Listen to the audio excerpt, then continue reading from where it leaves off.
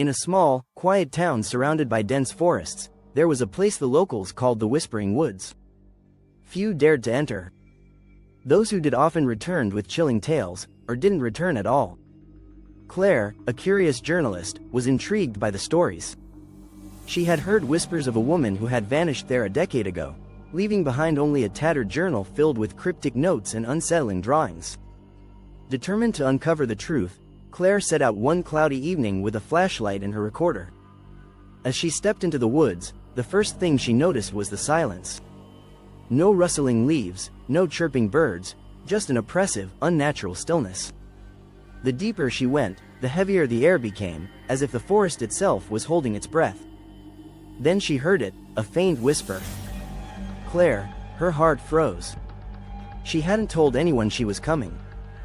The voice was soft, almost mournful, and seemed to come from everywhere at once. "Who's there?"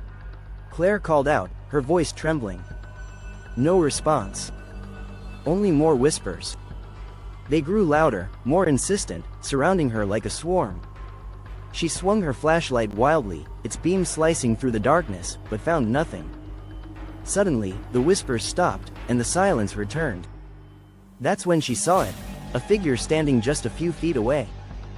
It was a woman, her face pale and gaunt, with hollow eyes that seemed to absorb the light. She wore a torn dress, and her hands clutched something close to her chest. Claire's breath caught. It was the woman from the stories. The woman slowly extended her hands, revealing the journal, the same one Claire had read about. But as Claire reached for it, the woman's face twisted into a grotesque grin. "You came for the truth," the woman hissed, her voice a mix of whispers and screams. "Now you belong to the woods." The flashlight flickered and went out.